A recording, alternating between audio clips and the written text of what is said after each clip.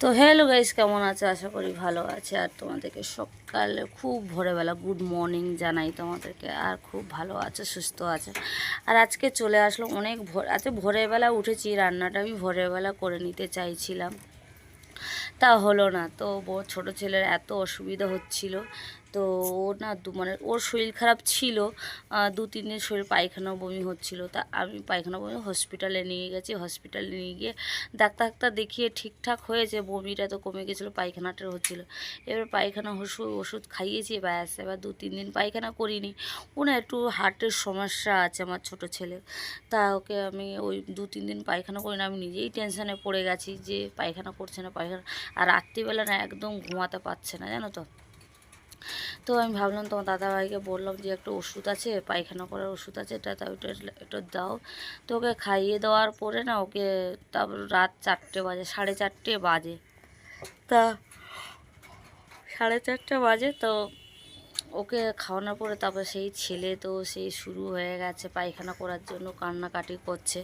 4:30 থেকে 6টা বেজে গেছে, তা অল্প অল্প করে পায়খানা করেছে, ক্লিয়ার হয়ে গেছে পায়খানা, তো পটি করেছে, তো হয়ে গেছে। আর ওকে ঘুম আমার হঠাৎ করে দেখি আমার শাশুড়ি মানে এক জায়গায় যাওয়ার ছিল, তা হঠাৎ করে দেখি অত ভোরবেলা, বরং ওরাও 4:30টার সময় ফোন করেছে, তাও ফোন করার পর ওরাও উঠে গেছে, আমরাও উঠে গেছি। তো আমি ভাবছি চলো তোমার দাদাভাই থাকবে না, তা আমি সব তাড়াতাড়ি রান্নাটা করে নিই। কেন, তো দিনের বেলা আমি একদম সময় পাবো না, দিনের বেলা এই জন্য সময়টা পাবো না। আমি এইগুলো করে তোরে নিয়ে আমি যাব আবার লোকের বাড়িতে কাজ করতে, তো আমার কোথায় সময় হবে। ওই জন্য ভাবলো রান্নাটা করে রাখলে একটা আমার সুবিধা হবে বলে আর সব মাছ ফাছগুলো বার করে রেখেছি। আর দেখি 6টা 6:30টার দিকে, 6:40 এরকম দিকে আমার শাশুড়ি এসে গেছে। 6:40 আমার শাশুড়ি এসে গেছে। তো ভাবলাম এবার রান্না করতে করতে আমি ভাবলাম যে চলো এবার 6:30 থেকে কাজ বাজ করে রান্নাটা শুধু ভাত করে চলে গেছি। আর এসে নিয়ে দেখে এইদিকে বিছানাপত্রগুলো গুছাচ্ছি আমি,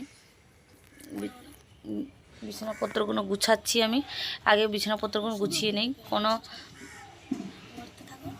কি বিছানাপত্রগুলো আমি গুছিয়ে নিয়েছি। গুছানোর পরে তারপরে আমি রান্না মানে ওই তরকারিটা ভোরবেলা বললাম না, মাছটা নিয়ে এসেছিলাম, মাছটা ছেড়ে রেখেছিলাম, সে ফ্রিজের মধ্যে রেখে বার করেছি, মাছটা অন্যরকম হয়ে গেছে।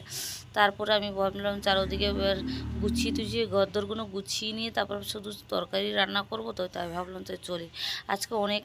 আর রান্না করতে করতে যেই রান্না করতে গেছি, ভাগ্যিস রান্না করতে করতে গ্যাসটা শেষ হয়ে গেছে। তাই আমি ভাবলাম চলো দাদার বাড়ি থেকে একটা গ্যাস সিলিন্ডার আছে, তাই ভাবলাম নিয়ে আসি জোরও। তো তখন বড় ছেলে আনতে গেছে, এত জামা প্যান্ট দরজার পিছনে এত হয়ে গেছে, লাট হয়ে গেছে। তাই ভাবছি যে জামা প্যান্টগুলো একটু গুছিয়ে নিই, ভাঁজ করে অন্য অন্য সাইডে যার যার জামা তার গুছিয়ে রেখে দিই। আর সত্যি ছোট আলমারি বলে আমার রাখার জায়গা থাকে না বলে আমি এখানে সেখানে জামা প্যান্টগুলো রাখতে ইচ্ছা আছে। দেখি পুজোর সময় একটা আলমারি নেওয়ার, কেন ওই ছোটো শোকেসের মধ্যে হচ্ছে না, যার জন্য জামা প্যান্ট একদমই আটছে না। তো যেখানে সেখানে জামা প্যান্ট রেখে দিচ্ছি, না ইঁদুর কেটে দিচ্ছে, না বলে একটা কি পোকা বলে না, রুই পোকা নাকি, ওই পোকাই কেটে দিচ্ছে জামা প্যান্ট। খুবই কষ্ট লাগে, এত কষ্ট করে জামা প্যান্ট কিনো, এত কষ্ট করে কাজ করে পয়সা করি জমিয়ে সব জিনিসটা কিনছি, তার জন্য।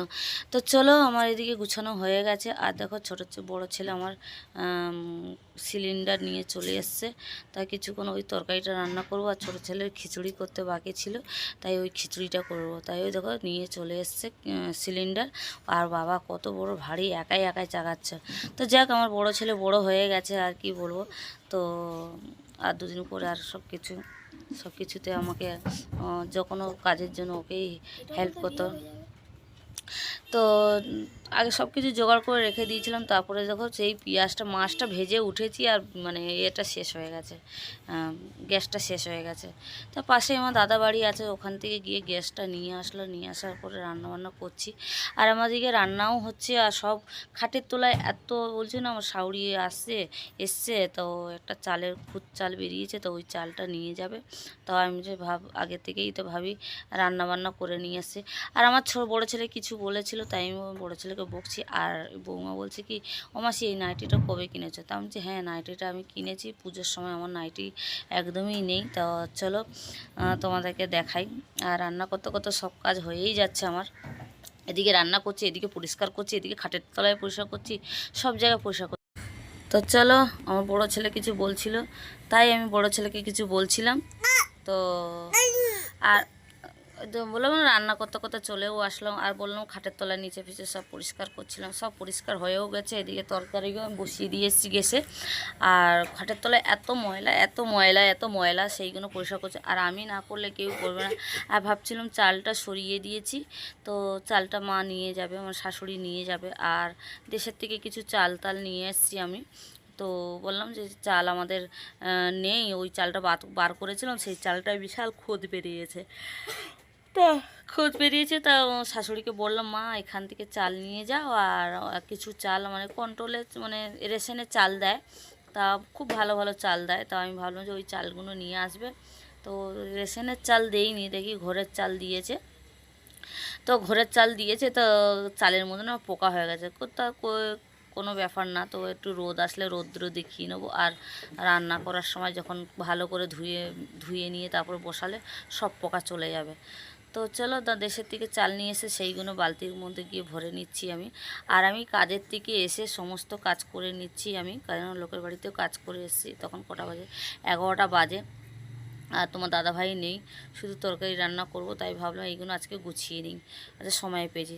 চলো চলো, এখানে চালগুলো নিয়ে এসছে, আর একটু আরেকটা বালতির মধ্যে ভরে নিয়েছি, আর এই বালতির মধ্যে ভরেছি। আর এটা ভরে মেরে সব গুছিয়ে গুছিয়ে রেখে দেবো। কেন ছোট ঘরের মধ্যে খাটের তলাগুলো সব সব বার করেছি, ঝাঁট টাঁট দিয়ে বার করে নিয়ে নিয়েছি।